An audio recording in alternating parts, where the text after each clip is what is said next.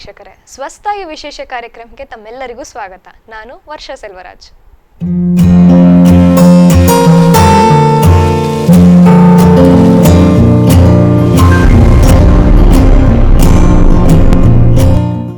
ಹಿಂದಿನ ಸಂಚಿಕೆಯಲ್ಲಿ ಮೆನ್ಸ್ಟ್ರುಲ್ ಸೈಕಲ್, ಮೆನಾಕ್ ಹೀಗೆ ಹಲವಾರು ಸಂಗತಿಗಳ ಬಗ್ಗೆ ಹಲವಾರು ಮಾಹಿತಿಯನ್ನು ನೀಡಿದರು. ಇಂದಿನ ಸಂಚಿಕೆಯಲ್ಲಿ ನಾವು ಮೆನ್ಸ್ಟ್ರುಲ್ ಹೈಜಿನ್ ಮೆಟೀರಿಯಲ್ಸ್ ಇದರ ಬಗ್ಗೆ ಹಲವಾರು ಮಾಹಿತಿಯನ್ನು ನೀಡೋದಕ್ಕೆ ನಮ್ಮ ಜೊತೆಗಿದ್ದಾರೆ ಡಾಕ್ಟರ್ ಪಲ್ಲವಿ KS. ಅವರಿಗೂ ಕಾರ್ಯಕ್ರಮಕ್ಕೆ ಸ್ವಾಗತವನ್ನು ಕೋರೋಣ. ನಮಸ್ತೆ ಡಾಕ್ಟರ್. ನಮಸ್ಕಾರ ಡಾಕ್ಟರ್. ಹಿಂದಿನ ಸಂಚಿಕೆಯಲ್ಲಿ ನೀವು ಮೆನ್ಸ್ಟ್ರುಲ್ ಸೈಕಲ್, ಮೆನಾರ್ಕ್ ಹೀಗೆ ಹಲವಾರು ಸಂಗತಿಗಳ ಬಗ್ಗೆ ಮಾಹಿತಿಯನ್ನು ನೀಡಿದ್ರಿ. ಆದರೆ ತುಂಬ ಜನಕ್ಕೆ ಈ ಮೆನ್ಸ್ಟ್ರುಲ್ ಹೈಜೀನ್ ಇದ್ರ ಬಗ್ಗೆ ಗೊತ್ತಿರೋದಿಲ್ಲ. ಆ್ಯಕ್ಚುಲಾಗಿ ಗೊತ್ತಿರಬೇಕಾಗಿರೋದು ಮೆನ್ಸ್ಟ್ರುಲ್ ಹೈಜೀನ್, ಅದ್ರ ಬಗ್ಗೆನೇ ತಿಳುವಳಿಕೆ ಕಮ್ಮಿ ಇರುತ್ತೆ. ಇದರಲ್ಲಿ ಆಯುರ್ವೇದದಲ್ಲಿ ಏನಾದರೂ ಉಲ್ಲೇಖ ಇದೆಯಾ? ಮೆನ್ಸ್ಟ್ರುಲ್ ಹೈಜೀನ್ ಹೇಗಿರಬೇಕು, ಇದ್ರ ಬಗ್ಗೆ ಉಲ್ಲೇಖ ಏನಾದರೂ ಇದೆಯಾ ಡಾಕ್ಟರ್? ಖಂಡಿತವಾಗಿ ಇದೆ. ನಮ್ಮಲ್ಲಿ ಆಯುರ್ವೇದದಲ್ಲಿ ಏನು ಹೇಳ್ತಾರೆ ಅಂತಂದರೆ ಸ್ವಸ್ಥಸ್ಯ ಸ್ವಾಸ್ಥ್ಯ ರಕ್ಷಣಂ, ನೆಕ್ಸ್ಟು ಆತುರಸ್ಯ ರೋಗ ಪ್ರಶಮನಂ ಅಂತಂದರೆ ಫಸ್ಟು ಸ್ವಸ್ಥನು ಹೇಗೆ ತನ್ನ ಸ್ವಾಸ್ಥ್ಯವನ್ನು ಕಾಪಾಡ್ಕೊಳ್ಬೇಕಾಗಿರೋದಕ್ಕೆ ಅಂತ ಪ್ರೈಮ್ ಇಂಪಾರ್ಟೆನ್ಸ್ ಕೊಟ್ಟಿರೋದು. ನೀವು ಯಾವ್ದಾದ್ರು ಡಾಕ್ಟರ್ ಹತ್ರ ಹೋಗಿ ಹೇಳಿ, ಸರ್ ನನಗೆ ಏನೂ ಇಲ್ಲ ಬಟ್ ಹೇಗೆ ಕಾಪಾಡ್ಕೊಳ್ಳೋದು ಅಂದರೆ ಬಂದಮೇಲೆ ಬಾರಯ್ಯ ನಿನಗೆ ಮೆಡಿಸಿನ್ಸ್ ಕೊಡ್ತೀನಿ ಅಂತ ಹೇಳ್ತಾರೆ. ಬಿಟ್ಟರೆ ಇದನ್ನು ಹೇಗೆ ಮೇಂಟೈನ್ ಮಾಡಬೇಕು ಅನ್ನೋದು ಯಾವುದೇ ಸೈನ್ಸಲ್ಲೂ ಕೂಡ ಉಲ್ಲೇಖ ಇಲ್ಲ. ಬಟ್ ಅದಕ್ಕೆ ನಮ್ಮದು ಲೈಫ್ ಸ್ಟೈಲ್ ಸೈನ್ಸ್ ಅಂತ ಹೇಳ್ತೀವಿ. ಅಂತಂದರೆ ನಾವು ಹೇಗೆ ಲೈಫನ್ನು ಲೀಡ್ ಮಾಡಬೇಕು ಅನ್ನೋದ್ರ ಬಗ್ಗೆನೇ ಕೂಲಂಕುಷವಾಗಿ ಬರೆದಿಟ್ಟಿರೋ ಅಂಥ ಒಂದು ವಿಜ್ಞಾನ ಅಂತಂದರೆ ಆಯುರ್ವೇದ. ಸೊ ಇಷ್ಟೆಲ್ಲ ಹೇಳಿದ್ದಾರೆ ನಮಗೆ ದಿನಚರ್ಯ. ನನ್ನ ಹಳೆ ಎಪಿಸೋಡ್ಸಲ್ಲಿ ನೀವು ನೋಡಿರ್ಬೋದು, ದಿನಚರ್ಯ ಹೇಗೆ ಮಾಡಬೇಕು, ಎಷ್ಟೊತ್ತಿಗೆ ಹೇಳ್ಬೇಕು, ಹೇಗೆ ಮುಖ ತೊಳಿಬೇಕು, ಮತ್ತು ಹೇಗೆ ನಮ್ಮ ಸ್ನಾನ ಹೇಗೆ ಇಟ್ಕೊಂಡಿರಬೇಕು, ಅದಕ್ಕೆ ಮಸಾಜ್ ಮಾಡ್ಕೊಳ್ಳೋದು ಹೇಗೆ, ಆಹಾರ ಪದ್ಧತಿ ಹೇಗಿರಬೇಕು, ಅದರೊಳಗೆ ಏನೇನು ಕಂಟೆಂಟ್ಸ್ ಇರಬೇಕು, ಈ ಥರ ಕೂಲಂಕುಷವಾಗಿ ಪ್ರತಿಯೊಂದು ತರಕಾರಿ, ಹಣ್ಣು ಇಂದ ಹಿಡಿದು ಪ್ರತಿಯೊಂದರದ್ದು ಕ್ವಾಲಿಟೀಸನ್ನು ಹೇಳಿದವರು ಮೆನ್ಸ್ಟ್ರುಯೇಷನ್ ಬಗ್ಗೆ ಅಥವಾ ಮೆನ್ಸ್ಟ್ರುವಲ್ ಹೈಜೀನ್ ಬಗ್ಗೆ ಹೇಳದೇ ಇರ್ತಾರೆ. ಖಂಡಿತವಾಗಿ ನಮ್ಮ ಆಯುರ್ವೇದದಲ್ಲಿ ಹೇಳಿದ್ದಾರೆ. ಸೊ ಈ ಮೆನ್ಸ್ಟ್ರುವಲ್ ಹೈಜೀನ್ ಬಗ್ಗೆ ಹೇಳಿದ್ದಾರೆ ಅಂತ ಅಂದಾಗ ಇದನ್ನು ಹೇಗೆ ಹೇಳಿದ್ದಾರೆ, ಆಯುರ್ವೇದದಲ್ಲಿ ಇದ್ರ ಬಗ್ಗೆ ಏನಂತ ಹೇಳಿದ್ದಾರೆ ಅಂತ ನಾವು ನೋಡ್ತಾ ಹೋಗೋಣ. ಸೊ ಫಸ್ಟಿಗೆ ಏನು ಹೇಳ್ತಾರೆ ಅಂತಂದರೆ ಇದಕ್ಕೆ ಸೂತಿಕ ಅಂತ ಹೇಳ್ತಾರೆ. ಅಂದರೆ ಸೂತಿಕದ ಒಂದು ಪೀರಿಯಡಿಗೆ ಇದಕ್ಕೆ ಸೂತಿಕಾ ಚಕ್ರ ಅಂತ ಕೂಡ ಹೇಳ್ತಾರೆ. ಸೊ ಈ ಒಂದು ರಜಚಕ್ರ ಅಥವಾ ಸೂತಿಕಾ ಚಕ್ರ ಅಂತ ಕೂಡ ಹೇಳ್ತಾರೆ. ಇದೇನಾಗುತ್ತೆ ಅಂತ ಅಂದರೆ ಪ್ರತಿ ತಿಂಗಳು ಕೂಡ ಒಂದು ಹೆಣ್ಣು ಮಗಳಿಗೆ ಆಗುವಂಥ ಒಂದು ರಕ್ತಸ್ರಾವಕ್ಕೆ ಸೂತಿಕಾ ಚಕ್ರ ಅಂತ ಹೇಳ್ತೀವಿ, ಸೂತಿಕಾ ಕಾಲ ಅಂತ ಹೇಳ್ತೀವಿ. ಸೊ ಈ ಒಂದು ಟೈಮಲ್ಲಿ ಅವರು ಹೇಗಿರಬೇಕು ಅನ್ನೋದನ್ನ ತುಂಬ ಸ್ಪೆಸಿಫಿಕ್ ಆಗಿ ಹೇಳಿದ್ದಾರೆ. ಸೊ ಇದರೊಳಗೆ ಬರೀ ಫಿಸಿಕಲ್ ಆಗಿ ಅಂದರೆ ಸೈಕೋಸೋಮ್ಯಾಟಿಕ್ ಎರಡೂ ಥರದ ಒಂದು ವೆಲ್ ಬೀಯಿಂಗ್ನೆಸ್ಸನ್ನು ಎಷ್ಟು ಕೂಲಂಕುಷವಾಗಿ ನಮ್ಮ ಹಿರಿಯರು ಹೇಳಿಟ್ಟಿದ್ದಾರೆ ಅಂತಂದರೆ ಅಂಥವರಿಗೆ ಸ್ವಲ್ಪ ಅಂದರೆ ಸೋಷಲೈಸೇಷನ್ ಬೇಡ ಅಂತ ಹೇಳಲ್ಲ, ಮನೆಯಲ್ಲೇ ಇರಲಿ, ಆದರೆ ಸ್ವಲ್ಪ ಐಸೋಲೇಷನ್ ಅಂತ ಹೇಳಿರ್ತಾರೆ. ಯಾಕೆ ಹೀಗೆ ಅಂತ ಹೇಳಿದ್ರೆ ಅದಕ್ಕೆ ನೀವು ಕಾರಣಗಳು ಸಾವಿರಾರು ಕೊಟ್ಕೊಳ್ಬೋದು. ದೇವರಿರಬಹುದು, ಇನ್ನೇನೋ ದಿಂಡ್ರಿರಬಹುದು, ಪೂಜೆ ಪುನಸ್ಕಾರಗಳಿರಬಹುದು. ಬಟ್ ಬೇಸಿಕ್ ಯಾಕೆ ಈ ಒಂದು ಕಾರಣವನ್ನು ಕೊಟ್ಟು ಒಂದು ಲೆವೆಲ್ ಐಸೋಲೇಷನ್ ಮಾಡಿದ್ದಾರೆ ಅಂತಂದರೆ ಎಲ್ಲ ಕೆಲಸಗಳನ್ನು ಮಾಡಬೇಡಿ. ಮಾಡಿದಾಗ ಏನಾಗುತ್ತೆ ಅಂದರೆ ಫಿಸಿಕಲಿ ಸ್ಟ್ರೈನ್ ಆಗೋದು, ಅಂಥ ಟೈಮಲ್ಲಿ ಫಿಸಿಕಲಿ ಸ್ಟ್ರೈನ್ ಆಗೋದು ತುಂಬ ಜಾಸ್ತಿ ಇರುತ್ತೆ. ಅದಕ್ಕೋಸ್ಕರ ಆ ಟೈಮಲ್ಲಿ ರೆಸ್ಟ್ ಮಾಡಿ ನೀವು ಅಂತ ಅಂದ್ಬಿಟ್ಟು. ಸೊ ರೆಸ್ಟ್ ಇದ್ದಾಗ ನಮಗೇನಾಗುತ್ತೆ ಅಂತಂದಾಗ ಮನಸ್ಸಿಗೂ ಕೂಡ ಒಂದು ಟೆನ್ಷನ್ ಇರಲ್ಲ. ಇದಾದ್ಮೇಲೆ ಅದು ಮಾಡಬೇಕು, ಅದಾದಮೇಲೆ ಇನ್ನೊಂದೇನೋ ಮಾಡಬೇಕು, ಇನ್ನೆಲ್ಲೋ ಹೋಗಬೇಕು, ಇನ್ನೆಲ್ಲೋ ಏನೋ ಮಾಡಬೇಕು ಅನ್ನೋವಂಥ ತವಕಗಳು ಅಥವಾ ಟೆನ್ಷನ್ಗಳು ಇರೋದಿಲ್ಲ. ಅವಾಗೇನು ಮಾಡ್ತಾರೆ, ಅವರು ಆರಾಮಾಗಿ ಮಲ್ಕೊಂಡು ರೆಸ್ಟ್ ಮಾಡಿ ಅವರು ಕಾಲ ಕಳೀತಾರೆ. ಅವಾಗೇನಾಗುತ್ತೆ, ಸೈಕಾಲಜಿಕಲಿ ಕೂಡ ಈ ಒಂದು ಚೇಂಜಸ್ಸಿಂದ ಅವರಿಗೆ ಆಗುವಂಥ ಆಂಗ್ಸೈಟಿ, ಡಿಪ್ರೆಷನ್ನ ಅವರು ಓವರ್ಕಮ್ ಮಾಡ್ಕೊಳ್ಬಹುದಾಗಿರುತ್ತೆ. ಅದರ ಜೊತೆ ಫಿಸಿಕಲಿ ಇರುವಂಥ ಅವ್ರಿಗೆ ಸ್ಟ್ರೈನ್ ಅಂತಂದರೆ ತುಂಬ ಸುಸ್ತಾಗುವಂಥದ್ದು, ಇಂಥ ಒಂದು ಪರಿಸ್ಥಿತಿಯನ್ನು ಕೂಡ ಅವರು ಓವರ್ಕಮ್ ಮಾಡ್ಕೊಳ್ಬೋದಾಗಿರುತ್ತೆ. ಇವತ್ತಿಗೆ it is not so applicable. ಯಾಕೆ ಅಂತಂದರೆ ಎಲ್ಲ ಹೆಣ್ಮಕ್ಳು ಕೂಡ ಹೊರಗಡೆ ಹೋಗುವಂಥವ್ರು, ದುಡಿಯೋ ಅಂಥವ್ರು, ಇಲ್ಲ ಅಂದರೆ ಓದುವಂಥವ್ರು. ಇಂಥ ಒಂದು ಪರಿಸ್ಥಿತಿಯಲ್ಲಿ ನಿಮಗೆ ಐಸೋಲೇಷನ್ ಬೇಕು, ನೀವು ಸ್ವಲ್ಪ ರೆಸ್ಟ್ ಮಾಡಿ ಅಂತಂದರೆ ಸಾಧ್ಯನಾ ಇದು ಅಂತ ಕೇಳಿದಾಗ ಖಂಡಿತವಾಗಿ ಇವತ್ತಿನ ದಿನದಲ್ಲಿ ಇದು ಸಾಧ್ಯ ಆಗ್ತಾ ಇಲ್ಲ.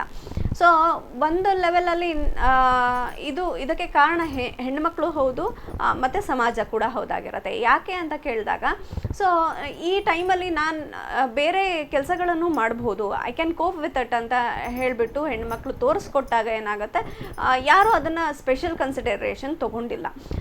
ಬಟ್ ಸ್ಟಿಲ್ ಇದು ನಾರ್ಮಲ್ಲ ಅಂತ ಕೇಳಿದಾಗ ನೀವು ನೋಡಿರಬಹುದು, ಇದು ನಾನು ಕಾಲೇಜ್ ಡೇಸಲ್ಲಿ ಇದ್ದಾಗ ಅಥವಾ ಹೊರಗಡೆ ಬಂದಾಗ ನಾನು ಮಕ್ಕಳನ್ನು ನೋಡಿದಾಗ ನನಗೆ ಗೊತ್ತಾಗೋದೇನು ಅಂತ ಅಂದರೆ ಹೆಚ್ಚಿನ ಹೆಣ್ಣು ಮಕ್ಕಳು ಈ ಒಂದು ಪೀರಿಯಡ್ಸ್ ಟೈಮಲ್ಲಿ ಅಂತಂದರೆ ಮೆನ್ಸ್ಟ್ರಲ್ ಪೀರಿಯಡ್ಸ್ ಟೈಮಲ್ಲಿ ತಲೆ ಚಕ್ಕರ್ ಬಂದು ಬೀಳೋ ಲ್ಯಾಬಲ್ಲಿ ಹೆವಿ ಒಂದು 2 ಗಂಟೆ 3 ಗಂಟೆ ನಿಂತ್ಕೊಂಡ್ರು ಅಂದರೆ ತಲೆ ಚಕ್ಕರ್ ಬಂದು ಬೀಳೋ ಅಂಥದ್ದು. ನಮ್ಮ ಮೆಡಿಕಲ್ನಲ್ಲಿ ನಾವು ಓದಬೇಕಾದ್ರೆ ಡಿಸೆಕ್ಷನ್ ಹಾಲಲ್ಲಿ ಅನಾಟಮಿಕಲ್ ಡಿಸೆಕ್ಷನ್ಸ್ ಹಾಲಲ್ಲಿ ತಲೆ ಚಕ್ಕರ್ ಬಂದು ಬೀಳೋ ಅಂಥದ್ದು. ಪ್ರತಿ ವಾರಕ್ಕೊಬ್ಬರು ಬೀಳ್ತಾ ಇದ್ರು. ಯಾಕೆ ಅವರೇ ನೆಕ್ಸ್ಟ್ ವಾರ ಬಂದಾಗ ಅವ್ರು ಬೀಳ್ತಾ ಇರಲಿಲ್ಲ, ಇದೇ ಟೈಮಲ್ಲಿ ಯಾಕೆ ಬೀಳ್ತಾ ಇದ್ರು ಅಂದರೆ it was there menstrual period. So ಅವರಿಗೆ ಆ ಟೈಮಲ್ಲಿ ಏನಾಗುತ್ತೆ, ಸೊ ನಿಂತು ಕೂಡ ಸ್ಟ್ರೈನ್ ದೇಹದ ಪರಿಶ್ರಮದ ಜೊತೆಗೆ ಒತ್ತಡದ ಒಂದು ಸ್ಟ್ರೈನ್ ಕೂಡ ಆಗೋದ್ರಿಂದ ಏನಾಗುತ್ತೆ, ತಲೆ ಚಕ್ಕರ್ ಬಂದು ಬೀಳೋ ಅಂಥದ್ದು, ಸುಸ್ತಾಗುವಂಥದ್ದು ಇದನ್ನು ನಾವು ಗಮನಿಸ್ಬೋದಾಗಿರುತ್ತೆ. ಸೊ ನಾವು ಇವಾಗ ಇದ್ದಾಗ ನಾವು ಏನು ಮಾಡಬೇಕು ಅಂತಂದರೆ 100% ಐಸೋಲೇಷನ್ ಅಥವಾ ರೆಸ್ಟ್ ಮಾಡಲಿಕ್ಕೆ ಆಗಲ್ಲ, ಇವತ್ತಿನ ಕಾಂಪಿಟೇಟಿವ್ ವರ್ಲ್ಡಲ್ಲಿ ಮಾಡಲಿಕ್ಕೆ ಆಗೋದಿಲ್ಲ ಅಂತ ಅಂದಾಗ ನಾವೇನು ಮಾಡಬೇಕು, ದಿಸ್ ಇಸ್ ಜನರಲ್. ಯಾಕೆಂತಂದರೆ ಒಂದು ಕೋ ಎಜುಕೇಷನ್ ಒಂದು ಇನ್ಸ್ಟಿಟ್ಯೂಷನ್ ಇರುತ್ತೆ, ಇಲ್ಲ ಒಂದು ಆಫೀಸ್ ಇರುತ್ತೆ, ಅಲ್ಲಿ ಗಂಡಸರು ಕೂಡ ಹೆಂಗಸರು ಕೂಡ ಕೆಲಸ ಮಾಡ್ತಾ ಇರ್ತಾರೆ ಅಂತ ಅಂದಾಗ ಹೆಂಗಸರು ಯಾರು ಮೆನ್ಸ್ಟ್ರುಯೇಟ್ ಆಗ್ತಿದ್ದಾರೆ ಅಂಥವ್ರಿಗೆ ಈ ಥರ ಪ್ರಾಬ್ಲಮ್ಸ್ ಇದ್ದೇ ಇರುತ್ತೆ ಅಂತ ಎಲ್ರಿಗೂ ಗೊತ್ತಿರುತ್ತೆ. ಯಾಕೆಂತಂದರೆ ನಡೆಸ್ತಾ ಇರೋರು ಗಂಡಸರಾದರೂ ಕೂಡ ಅವ್ರ ಮನೆಯಲ್ಲಿ ಮಗಳಿರ್ತಾಳೆ, ತಾಯಿ ಇರ್ತಾರೆ, ಹೆಂಡತಿ ಇರ್ತಾರೆ, ಅಕ್ಕ ತಂಗಿರು ಇರ್ತಾರೆ. ಸೊ ಅಂಥವ್ರದ್ದು ಕಷ್ಟಗಳು ಅವ್ರಿಗೂ ಕೂಡ ಗೊತ್ತಿರುತ್ತೆ. So there should be a working committee ಇರಬೇಕಲ್ಲಿ. ಅಲ್ಲಿ ಒಂದು ಕಮಿಟಿ ಇದ್ಬಿಟ್ಟು ಈ ಥರ ಒಂದು ಪೀರಿಯಡ್ಸ್ ಟೈಮ್ ಇದ್ದಾಗ ಹೆಣ್ಣು ಮಕ್ಕಳಿಗೆ ಒಂದು ರೆಸ್ಟ್ ರೂಮ್ ಅನ್ನೋ ಅಂಥದ್ದನ್ನು ಬೇರೆ ಪ್ರತ್ಯೇಕವಾಗಿ ಮಾಡೋದ್ರಿಂದ ಏನಾಗುತ್ತೆ, ಅಂಥ ಒಂದು ಪರಿಸ್ಥಿತಿ ಅವರಿಗೆ ಸುಸ್ತಾಗ್ತಾ ಇದೆ, ಫಸ್ಟ್ ಡೇ ಆಫ್ ಮೆನ್ಸ್ಟ್ರೇಷನ್, ಹೊಟ್ಟೆಯಲ್ಲಿ ಕ್ರ್ಯಾಂಪ್ಸ್ ಬರ್ತಾ ಇದೆ, ವಾಕರ್ಕೆ ಬರ್ತಾ ಇದೆ, ತಲೆ ಚಕ್ಕರ್ ಬರ್ತಾ ಇದೆ ಅಂತ ಅಂದಾಗ ಒಂದು ಅರ್ಧ ಗಂಟೆ ಹೋಗಿ ರೆಸ್ಟ್ ಮಾಡ್ಕೊಂಡು ಬರುವಂಥದ್ದು. ಇಡೀ ದಿನ ಬೇಕು ಅಂತ ನಾನು ಹೇಳ್ತಾ ಇಲ್ಲ. ಅಗೇನ್ ಇದ್ದರೆ ಪ್ರಿವಿಲೇಜ್ಡ್ ಆಗಿ ಆ ಥರ ಇದ್ದರೆ it is well and good. But ಯಾರಿಗೆ ಕೆಲಸ ಮಾಡಲೇಬೇಕಾಗಿರೋವಂಥ ಒಂದು ಸಂದರ್ಭಗಳಿರುತ್ತೆ, ಅಂಥ ಒಂದು ಸಂದರ್ಭದಲ್ಲಿ ಅರ್ಧ ಗಂಟೆ ಅವರಿಗೆ ರೆಸ್ಟ್ ತೊಗೊಂಡು ನೆಕ್ಸ್ಟ್ ಅವರು ತಮ್ಮ ಕಾರ್ಯಗಳನ್ನು ನಿರ್ವಹಣೆ ಮಾಡುವಂಥ ಒಂದು ಪರಿಸ್ಥಿತಿ ಇತ್ತು ಅಂತಂದರೆ ಸೋನೆ ಪೇ ಸುಹಾಗ ಅಂತ ಕೆಲಸನೂ ಮಾಡ್ಕೊಳ್ಬೋದು, ಸ್ವಾವಲಂಬಿ ಕೂಡ ಆಗಿರ್ಬೋದು. ಅದರ ಜೊತೆಗೆ ಅವರಿಗೆ ಒಂದು ಸಣ್ಣ ಕೇರ್ ಕೂಡ ಸಿಗಿರುತ್ತೆ.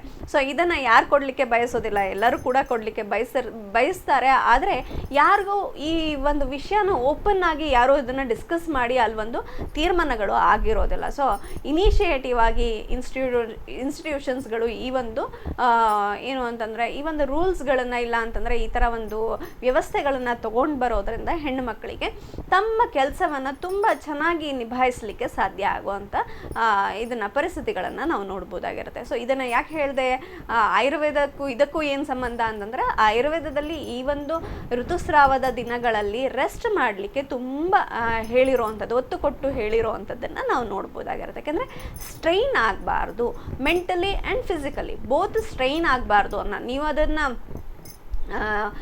ಎಂಥ ಮೂಢನಂಬಿಕೆ ಕಂದಾಚಾರ ಅಂತ ಏನು ಬೇಕಾದರೂ ಕರ್ಕೊಳ್ಬಹುದು. ಆದರೆ ಸೈಂಟಿಫಿಕ್ಕಾಗಿ ನಮ್ಮವರು ಹೇಳಿರೋ ಅಂಥದ್ದು ಇದೇ ಒಂದು ಕಾರಣಕ್ಕಾಗಿ. ಸೊ ನಾವು ಯಾವತ್ತೂ ಅಷ್ಟೇ ಮೇಲಿನ ಮೇಲ್ತಾಗಿ ಇದೇನು ಅಂತ ನೋಡಿ ಅದ್ರ ಬಗ್ಗೆ ತೀರ್ಮಾನ ಅಥವಾ ಒಂದು ಕಮೆಂಟ್ ಪಾಸ್ ಮಾಡೋದು ತುಂಬ ಸುಲಭ ಆಗಿರುತ್ತೆ. ಅದರಲ್ಲಿರುವಂಥ ಸೈಂಟಿಫಿಕ್ ವ್ಯಾಲ್ಯೂಸ್ಗಳನ್ನು ನೋಡಿದಾಗ ಮಾತ್ರ ಅರ್ಥ ಆಗತ್ತೆ. ಯಾಕೆಂದರೆ ನಮ್ಮ ಮಕ್ಕಳು ಕೂಡ ಇದನ್ನೇ ಒಳಗೆ ಹೋದಾಗ ಓ ಹೌದಲ್ಲ, ಈ ಟೈಮಲ್ಲಿ ಒಂಚೂರು ರೆಸ್ಟ್ ಸಿಕ್ಕಿದ್ರೆ ನನ್ನ ಮಗಳಿಗೆ ಹಿಂಗಾಗ್ತಾ ಇರಲಿಲ್ಲ. ಸೊ ಇಲ್ಲ ಬಸ್ ಹತ್ತಬೇಕಾದ್ರೆ ತಲೆ ಸುತ್ತ ಬಂದಾಗ ಅವ್ರಿಗೆ ಓ ಹೌದಲ್ವಾ, ಈ ಟೈಮಲ್ಲಿ ಈ ಒಂದು ವ್ಯವಸ್ಥೆಗಳು ಅಂತಂದರೆ ಪಿಕ್ ಆ್ಯಂಡ್ ಡ್ರಾಪ್ ಇರೋ ಅಂಥ ವ್ಯವಸ್ಥೆಗಳಿತ್ತು ಅಂತಂದರೆ ನನ್ನ ಮಗಳಿಗೆ ಈ ಥರ ಆಗ್ತಾ ಇರಲಿಲ್ಲ ಅಂತ ಪ್ರತಿಯೊಬ್ಬರಿಗೂ ಕೂಡ ಅನಿಸೋದು ಖಂಡಿತವಾಗಿರುತ್ತೆ. ಇದು ಫಿಸಿಕಲ್ ಮತ್ತು ಸೈಕಾಲಜಿಕಲ್ ವೆಲ್ಬೀಯಿಂಗ್ನೆಸ್ಗೋಸ್ಕರ ಹೇಳಿಟ್ಟಿರುವಂಥ ಒಂದು ವಿಷಯ. ಆದರೆ ಇನ್ನೊಂದು ವಿಷಯ ಏನು ಹೇಳಿದ್ದಾರೆ ಅಂತಂದರೆ ಹೈಜೀನ್ ಮೆಟೀರಿಯಲ್ಸ್ ಬಗ್ಗೆ ನಾವು ಮಾತಾಡ್ತಾ ಹೋಗಬೇಕು ಅಂತಂದರೆ ಆಯುರ್ವೇದದಲ್ಲಿ ಹೇಳಿರೋದು ಬಟ್ಟೆ ಅಷ್ಟೇ. ಸೊ ಬಟ್ಟೆಯನ್ನು ಉಪಯೋಗಿಸ್ಬೇಕು ಅಂತಲೇ ಹೇಳಿರೋದು. ಬಟ್ಟೆ ನೀವು ಹೇಗೆ ಬೇಕಾದ್ರೂ ಉಪಯೋಗಿಸಿ, ಸೊ ಸಣ್ಣ ಬಟ್ಟೆಯನ್ನಾದರೂ ಉಪಯೋಗಿಸಿ, ದೊಡ್ಡ ಬಟ್ಟೆಯನ್ನಾದರೂ ಉಪಯೋಗಿಸಿ, ಹೇಗೆ ಬೇಕಾದರೂ ಉಪಯೋಗಿಸಿ, that is up to you. But ಬಟ್ಟೆಯನ್ನು ಉಪಯೋಗಿಸೋದು ತುಂಬ ಹೈಜಿನಿಕ್ ಅಂತ ಹೇಳಿದ್ದಾರೆ. ಸೊ ಇದು ಕರೆಕ್ಟಾ ಅಂತ ಕೇಳಿದ್ರೆ ಖಂಡಿತವಾಗಿ ಇದು ಕರೆಕ್ಟ್. ಯಾಕೆ ಅಂತಂದರೆ ಒಂದು ಪ್ರಾಬ್ಲಮ್ ಏನಾಗುತ್ತೆ ಅಂದರೆ ಹೊರಗಡೆ ಹೋದಾಗ ಅದು ಅಷ್ಟೊಂದು ಸೋಕ್ ಮಾಡ್ಕೊಳ್ಳೋದಿಲ್ಲ, ಲೀಕೇಜ್ ಪ್ರಾಬ್ಲಮ್ಸ್ ಆಗುತ್ತೆ ಅನ್ನೋದು ಒಂದು ಪ್ರಾಬ್ಲಮ್ ಅನ್ನೋದು ಬಿಟ್ಟರೆ ಬಟ್ಟೆ ಅಷ್ಟು ಹೈಜೀನ್ ಮೆಟೀರಿಯಲ್ ಬೇರೆ ಯಾವುದೂ ಇಲ್ಲ. ಯಾಕೆಂದರೆ ನೀವು ಸ್ಯಾನಿಟರಿ ಪ್ಯಾಡ್ಸ್ಗಳನ್ನ ಯೂಸ್ ಮಾಡಿ, ಇಲ್ಲ ಅಂದರೆ ಬೇರೆ ಯಾವುದೇ ಮೆಟೀರಿಯಲ್ಸ್ಗಳನ್ನು ಯೂಸ್ ಮಾಡಿ ಅದನ್ನು ನೀವು ತೊಳೆಯೋದಿಲ್ಲ. ನೀವು ಮನೆಯಲ್ಲಿ ಇದನ್ನು ಚೆನ್ನಾಗಿ ತೊಳೆದು ಡೆಟಾಲಲ್ಲಿ ಅದ್ಬಿಟ್ಟು ಬಿಸಿಲಲ್ಲಿ ಹಾಕಿದ್ರಿ ಅಂದರೆ 100% ಡಿಸ್ಇನ್ಫೆಕ್ಟೆಂಟ್ ಆಗುತ್ತೆ. ಸೊ ನೆಕ್ಸ್ಟ್ ನೀವು ಅದನ್ನು ಮತ್ತೆ ಉಪಯೋಗಿಸ್ಕೊಳ್ಬಹುದಾಗಿರುತ್ತೆ. ಸೊ ಬಟ್ಟೆ ಯಾವತ್ತಿಂದ ಅನ್ಹೈಜಿನಿಕ್ ಮೆಟೀರಿಯಲ್ ಆಯಿತು ಅಂತ ನನಗೆ ಗೊತ್ತಿಲ್ಲ. ಯಾಕೆಂದರೆ ನೀವು ನೋಡಿರ್ಬೋದು, ಎಲ್ಲೆಲ್ಲಿ ನೋಡಿದ್ರು ಪ್ಯಾಡ್ ಮ್ಯಾನ್ ಅದು ಇದು ಏನು ಅಂತಂದರೆ ಮೂವೀಸ್ಗಳಲ್ಲಿ ಬಟ್ಟೆಯನ್ನು ಅನ್ಹೈಜಿನಿಕ್ ಆಗಿ ತೋರಿಸ್ಬಿಟ್ಟು ಪ್ಯಾಡನ್ನು ಪ್ರಮೋಟ್ ಮಾಡುವಂಥದ್ದನ್ನು ನಾವು ನೋಡ್ಬೋದಾಗಿರುತ್ತೆ. ಪ್ಯಾಡ್ ಕೆಟ್ಟದು ಅಂತ ನಾನು ಹೇಳ್ತಿಲ್ಲ, ಯಾಕೆಂದರೆ ಇವತ್ತಿಗೆ ವರ್ಕಿಂಗ್ ವುಮೆನ್ಗೆ ಒಂದು ಸ್ಟ್ರೆಂತನ್ನು ಕೊಟ್ಟಿರುವಂಥದ್ದು, ಆ ಎಲ್ಲ ಕೆಲಸಗಳನ್ನು ಕೋಪ್ ಮಾಡ್ಕೊಳ್ಳೋ ಹಾಗೆ ಒಂದು ಹೆಣ್ಮಗಳನ್ನ ತಯಾರು ಮಾಡಿರುವಂಥದ್ದೇ ಪ್ಯಾಡ್ಗಳು. ಖಂಡಿತವಾಗಿ ಹೌದು. ಯಾಕೆಂದರೆ ಬಟ್ಟೆ ಹಾಕ್ಕೊಂಡಾಗ ಅಷ್ಟು ಕಂಫರ್ಟಬಲ್ ಆಗಿ ಅವರು ಹೊರಗಡೆ ಹೋಗ್ಲಿಕ್ಕೆ ಆಗ್ತಾ ಇತ್ತಾ ಅನ್ನೋದು ಕ್ವೆಶನ್ ಮಾರ್ಕ್. ಬಟ್ ಅದು ಕಾರಣ ಇರಬಹುದು, ಆದರೆ ಬಟ್ಟೆ ಅನ್ಹೈಜೀನ್ ಅಲ್ಲ. ಸೊ ಬಟ್ಟೆ ಯಾವಾಗಲೂ ಕೂಡ ಹೈಜಿನಿಕ್. ಬಟ್ ನಾವು ಅದನ್ನು ಹೇಗೆ ಉಪಯೋಗಿಸ್ತೀವಿ ಅನ್ನೋದು ತುಂಬ ಇಂಪಾರ್ಟೆಂಟ್ ಆಗುತ್ತೆ. ಸೊ ಇಲ್ಲಿ ಫಸ್ಟ್ ಏನು ಮಾಡಬೇಕು ಅಂತಂದರೆ, ಮನೆಯಲ್ಲೇ ಇರುವಂಥ ಮೆತ್ತಗಿನ ಯಾವುದಾದ್ರೂ ಕಾಟನ್ ಕ್ಲಾತ್, ಮಲ್ ಕ್ಲಾತ್ ಅಂತ ಹೇಳ್ತೀವಿ, ಕಾಟನ್ ಕ್ಲಾತ್ ಅಂತ ಹೇಳ್ತೀವಿ. ಸೊ ಈ ಕ್ಲಾತ್ಗಳನ್ನು ಉಪಯೋಗಿಸೋವಂಥದ್ದು ತುಂಬ ಸೂಕ್ತವಾಗಿರುತ್ತೆ. ಇದನ್ನು ನಾವು ಯೂಸ್ ಮಾಡಲಿಕ್ಕಿಂತ ಮುಂಚೆನೂ ಕೂಡ ನಾವೇನು ಮಾಡಬೇಕು ಅಂತಂದರೆ, ಚೆನ್ನಾಗಿ ಒಗೆದು ಡೆಟಾಲ್ ಹಾಕಿ ಅಥವಾ ಡಿಸ್ಇನ್ಫೆಕ್ಟೆಂಟ್ಸ್ಗಳನ್ನು ಹಾಕಿ ಅದನ್ನು ಒಣಗಿಸಿ ನೆಕ್ಸ್ಟ್ ಅದನ್ನು ಉಪಯೋಗಿಸೋವಂಥದ್ದನ್ನು ಮಾಡಬೇಕು. ಅದಾದ ಮೇಲೆ ಕೂಡ ಪ್ರತಿ ಸತಿ ಅದನ್ನು ಉಪಯೋಗಿಸಿದಾಗ ನಾವೇನು ಮಾಡಬೇಕು, ಪದೇ ಪದೇ ಚೇಂಜ್ ಮಾಡುವಂಥದ್ದು, ಆಮೇಲೆ ನೀರಿನಲ್ಲಿ ಸೋಕ್ ಮಾಡಿ ಚೆನ್ನಾಗಿ ವಾಶ್ ಮಾಡಿ ಬಿಸಿಲಿಗೆ ಹಾಕುವಂಥದ್ದನ್ನು ನಾವು ಮಾಡಬೇಕಾಗಿರುತ್ತೆ. ಸೊ ಆ ಹಳ್ಳಿಗೆ ಹೋಗ್ಬಿಟ್ಟು ಇದ್ರ ಬಗ್ಗೆ ಅವೇರ್ನೆಸ್ ಕ್ರಿಯೇಟ್ ಮಾಡಬೇಕಾದ್ರೆ ನಾನು ಅದನ್ನೇ ಹೇಳ್ತಾ ಇರ್ತೀನಿ. ಎಲ್ಲರ ಮನೆಯಲ್ಲೂ ಬಚ್ಚಲ ಮನೇಲಿ ಒಂದು ತಂತಿ ಕಟ್ಟಿರ್ತಾರೆ. ಸೊ ಬಚ್ಚಲ ಮನೆ ಅಂತಂದರೆ ಏನು, ಅಲ್ಲಿ ಸಣ್ಣ ಒಂದು ರೂಮು, ಯಾವಾಗಲೂ ಡ್ಯಾಂಪ್ನೆಸ್ ಇರುತ್ತೆ. ಅಂತಂದರೆ ನೀರಿನ ಒಂದು ಹ್ಯುಮಿಡಿಟಿ ಹೆಚ್ಚಾಗಿ ಇರುವಂಥದ್ದನ್ನು ನಾವು ನೋಡ್ಬೋದಾಗಿರುತ್ತೆ.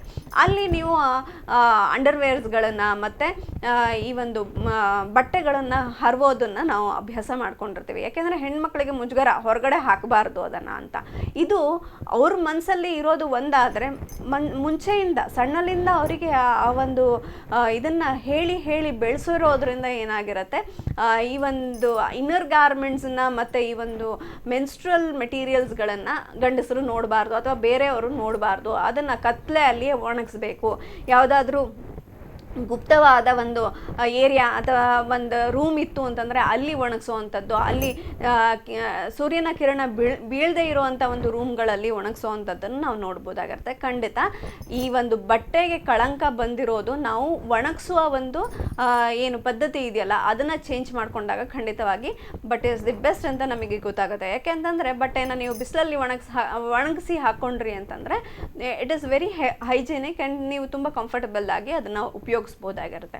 ಅದಷ್ಟೇ ಅಲ್ಲ, ಇನ್ನೂ ಒಂದು ಇದಕ್ಕೆ ಒಂದು ಪಾಸಿಟಿವ್ ಏನಿದೆ ಅಂತಂದರೆ, it can be used by any one. ಅಂತಂದರೆ ಯಾರು ಬೇಕಾದ್ರೂ ಇದನ್ನು ಉಪಯೋಗಿಸ್ಬೋದಾಗಿರುತ್ತೆ. ಬಟ್ಟೆ ಯಾರಿಗೆ ಸಿಗಲ್ಲ, ಎಲ್ಲರಿಗೂ ಕೂಡ ಸಿಗುವಂಥ ಒಂದು ವಸ್ತು. ಆಮೇಲೆ ಇದಕ್ಕೆ ಎಷ್ಟು ಕಾಸ್ಟ್ ಆಗುತ್ತೆ, ಮನೆಯಲ್ಲಿ ಅಮ್ಮನ ಒಂದು ಹಳೆಯ ಕಾಟನ್ ಸೀರೆ ಇತ್ತು ಅಂತಂದರೆ ಅದನ್ನು 4 ಭಾಗ ಮಾಡ್ಕೊಂಡ್ವಿ ಅಂತಂದರೆ how much does it cost? ತುಂಬ ಕಡಿಮೆ, ಎಕನಾಮಿಕಲಿ ಕೂಡ ತುಂಬ ವಯಬಲ್ ಆಗಿರುವಂಥ, ತುಂಬ ಸುಲಭದಲ್ಲಿ ಸಿಗುವಂತಹ ಮತ್ತು ತುಂಬ ಸುಲಭದಲ್ಲಿ ಅದನ್ನು ಒಣಗಿಸ್ಕೊಂಡು ಮತ್ತು ರೀಯೂಸ್ ಮಾಡ್ಕೊಳ್ಬಹುದಾಗಿರುವಂಥ, ಪರ್ಯಾವರಣಕ್ಕೂ ಕೂಡ ತುಂಬ ಎಕೋ ಫ್ರೆಂಡ್ಲಿ ಆಗಿರುವಂಥ, ಹಾಗೆ ಅದನ್ನು ಡಿಸ್ಪೋಸ್ ಮಾಡೋದು ಹೇಗೆ ಅಂತ ಕೇಳಿದ್ರೆ ಖಂಡಿತವಾಗಿ ಒಗೆದು ಒಣಗಿಸಿ ಹಾಕಿದ್ಮೇಲೆ ಇದು ಹರಿದು ಹೋಗಿದೆ, ಇದನ್ನ ನೆಕ್ಸ್ಟ್ ಯೂಸಿಗೆ ಬರೋಲ್ಲ ಅಂತ ಅಂದಾಗ ನೀವು ಅದನ್ನು ಡಸ್ಟ್ಬಿನ್ನಿಗೆ ಬೇಕಾದರೂ ಹಾಕ್ಬೋದು. ಇಲ್ಲ ಅಂತಂದರೆ ಒಂದೇ ಒಂದು ಮ್ಯಾಚ್ ಬಾಕ್ಸಲ್ಲಿ ಒಂದು ಇದನ್ನು ಕೊಟ್ಟರೆ ಅದು ಬರ್ರಂತ ಉರಿದು ಹೋಗುತ್ತೆ ಅಲ್ವಾ. ಸೊ ಎಷ್ಟು ಆ್ಯಶ್ ಬರ್ಬೋದು, ಒಂದು ಚಮಚ ಅರ್ಧ ಚಮಚದಷ್ಟು ಆ್ಯಶ್ ಬರ್ಬೋದು. And it is also degradable ಅಂತಂದರೆ ಅದನ್ನು ಕೂಡ ನೀವು ನಿಮ್ಮ ಮನೆಯಲ್ಲಿರುವಂಥ ಗಿಡಗಳಿಗೆ ಉಪಯೋಗಿಸ್ಬೋದಾಗಿರುತ್ತೆ. ಯಾವುದೇ ಥರದ ಇನ್ಫೆಕ್ಷನ್ ಬೇರೆಯವರಿಗೆ ಹರಡುವಂಥ ಪ್ರಮೇಯ ಅಲ್ಲಿರೋದಿಲ್ಲ, ನಿಮ್ಮ ವಾತಾವರಣಕ್ಕೆ ಪ್ರದೂಷಣೆ ಅಲ್ಲಿರೋದಿಲ್ಲ. ತುಂಬ ಎಕನಾಮಿಕಲ್ ಮತ್ತು ಎಲ್ಲರಿಗೂ ಲಭ್ಯವಾಗಿರುವಂಥ ಒಂದು ವಸ್ತು ಅಂತಂದರೆ ಬಟ್ಟೆ. ಸೊ ಇದನ್ನು ನಮ್ಮಲ್ಲಿ ಆಯುರ್ವೇದದಲ್ಲಿ ಬಟ್ಟೆಯನ್ನು ಉಪಯೋಗಿಸ್ಲಿಕ್ಕೆ ಹೇಳಿದ್ದಾರೆ. ನೆಕ್ಸ್ಟ್ ಇದ್ರ ಬಗ್ಗೆ ಇನ್ನೊಂದು ಏನು ಹೇಳಿದ್ದಾರೆ ಅಂತಂದರೆ, ಈವನ್ ಪ್ರತಿಯೊಬ್ಬರು ಕೂಡ ನನ್ನ ಮೆನ್ಸ್ಟ್ರುಯಲ್ ಟೈಮಲ್ಲಿ ಈ ಒಂದು ನಾನೇನು ಬ್ಲೀಡ್ ಆಗ್ತಾ ಇದ್ದೀನಲ್ಲ, ಇದು ಏನು ಅಂದರೆ ಆಮ್ ಐ ಆಲ್ ರೈಟ್ ಅಂತಂದರೆ ಎಲ್ರಿಗೂ ಕ್ವಶನ್ ಇರುತ್ತೆ. ಅಂದರೆ ನನಗೆ ಕ್ಲಾಟ್ಸ್ ಹೋಗ್ತಾ ಇದೆ, ನನಗೆ ಬ್ಲ್ಯಾಕಿಶ್ ಡಿಸ್ಕಲರೇಷನ್ ಹೋಗ್ತಾ ಇದೆ, ನನಗೆ ತುಂಬ ತಿಳಿಯಾದ ಕೆಂಪು ಬಣ್ಣ ಹೋಗ್ತಾ ಇದೆ, ತುಂಬ ಜಾಸ್ತಿ ಕೆಂಪು ಬಣ್ಣ ಹೋಗ್ತಾ ಇಲ್ಲ, ತುಂಬ ತಿಳಿಯಾದ ಕೆಂಪು ಬಣ್ಣ ಹೋಗ್ತಾ ಇದೆ. ಆಮೇಲೆ ಮ್ಯೂಕಸ್ ಅಂತಂದರೆ ಅದರೊಳಗೆ ಸಿಂಬಳದಂತಹ ಮಟೀರಿಯಲ್ಸ್ಗಳು ಹೋಗ್ತಾ ಇದೆ. ಇವುಗಳು ಸರಿಯೋ ತಪ್ಪ ಅನ್ನೋದಕ್ಕೆ ಕೂಡ ನಮ್ಮ ಆಯುರ್ವೇದದಲ್ಲಿ ತುಂಬ ಚೆನ್ನಾಗಿ ಬರೆದಿಟ್ಟಿದ್ದಾರೆ. ಅಂತಂದರೆ ನಮ್ಮ ಮೆನ್ಸ್ಟ್ರುಯಲ್ ಬ್ಲೀಡ್ ಏನಿರುತ್ತಲ್ಲ ಅದು ಕಡು ಕೆಂಪು ಬಣ್ಣದ್ದಾಗಿರಬೇಕು. ಆಮೇಲೆ ನೀವು ಬಟ್ಟೆಯಲ್ಲಿ ಅದು ಆಗಿದ್ದನ್ನು ತೊಳೆದ್ರೆ ಆ ಬಟ್ಟೆಗೆ ಸ್ಟೈನ್ ಆಗಬಾರ್ದು. ನೀವು ನೋಡಿರ್ಬೋದು, ಸರಿಯಾಗಿ ಅದನ್ನು ಅರ್ಧ ಗಂಟೆ ತಣ್ಣೀರಲ್ಲಿ ನೆನೆಸಿ ನೀವು ತೊಳೆದ್ರೆ ಒಂದು ಚೂರು ಕೂಡ ಸ್ಟೈನ್ ನಿಮಗೆ ಕಾಣೋದಿಲ್ಲ. ಹಾಗೆ ವಾಸನೆ ಕೂಡ ಇರಬಾರ್ದು. ಅಂಥ ಒಂದು ಬ್ಲೀಡಿಂಗ್ ನೀವು ಬ್ಲೀಡ್ ಆಗ್ತಾ ಇದ್ದೀರಾ ಅಂತಂದರೆ you are absolutely very fine ಅಂತಂದರೆ ನಿಮಗೆ ಯಾವುದೇ ಯೂಟಿರೈನ್ ಡಿಸಾರ್ಡರ್ಸ್ಗಳು ಇರೋದಿಲ್ಲ ಅನ್ನೋದರ ಬಗ್ಗೆ ಕೂಲಂಕುಷವಾಗಿ ನಮ್ಮ ಆಯುರ್ವೇದದಲ್ಲಿ ಬರೆದಿಟ್ಟಿದ್ದಾರೆ. ಸೊ ಡಾಕ್ಟರ್ಸ್ ಯಾರು ಅಂತಂದರೆ ಇನಿಷಿಯಲಿ ನೀವೇ ನಿಮ್ಮ ಡಾಕ್ಟರ್ಸ್ಗಳಾಗಿರ್ತೀರ. ನೀವು ನಿಮ್ಮ ಒಂದು ಮೆನ್ಸ್ಟ್ರಲ್ ಬ್ಲೀಡನ್ನು ಚೆಕ್ ಮಾಡಿಕೊಂಡು ನಿಮ್ಮ ಯೂಟ್ರಸ್ಸಿನ ಹೆಲ್ತನ್ನು ನೀವೇ ಡಿಸೈಡ್ ಮಾಡ್ಬೋದಾಗಿರುತ್ತೆ. ಅದರ ಹೊರತುಪಡಿಸಿ ನಿಮಗೇನಾದರೂ ಕಪ್ಪು ಕಪ್ಪಾದ ಬ್ಲೀಡಿಂಗ್ ಇತ್ತು, ವಿತ್ ಮ್ಯೂಕಸ್ ಹೋಗ್ತಾ ಇದೆ, ಇಲ್ಲ ಅಂದರೆ ತಿಳಿ ಬಣ್ಣದ್ದು ಹೋಗ್ತಾ ಇದೆ ಅಂದರೆ ಖಂಡಿತ ಆವಾಗ ವೈದ್ಯರನ್ನು ಕಾಣಬೇಕಾಗಿರುತ್ತೆ. ಇದಿಷ್ಟು ಕೂಡ ಆಯುರ್ವೇದದಲ್ಲಿ ಹೇಳಿರುವಂಥ ವಿಷಯಗಳು. ಓಕೆ, ಪರ್ಸನಲ್ ಹೈಜೀನ್ ಬಗ್ಗೆ ಇನ್ನು ಹಲವಾರು ಮಾಹಿತಿಯನ್ನು ತಿಳ್ಕೊಳ್ಳೋಣ. ಅದಕ್ಕೂ ಮುಂಚೆ ಸ್ವಸ್ಥಾಯ ವಿಶೇಷ ಕಾರ್ಯಕ್ರಮದಲ್ಲಿ ಒಂದು ಪುಟ್ಟ ವಿರಾಮ.